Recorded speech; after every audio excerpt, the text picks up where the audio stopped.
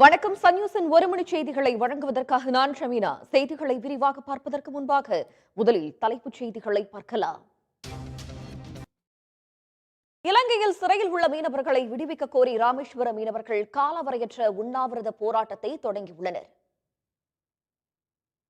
கடலுக்கு செல்லும் தமிழ்நாடு மீனவர்களை இலங்கை இந்தியாவில் உள்ள முன்னணி ஐடி நிறுவனங்களில் கடந்த ஓராண்டாக ஊழியர்களின் எண்ணிக்கை சரிந்திருப்பது ஆய்வில் தெரியவந்திருக்கிறது.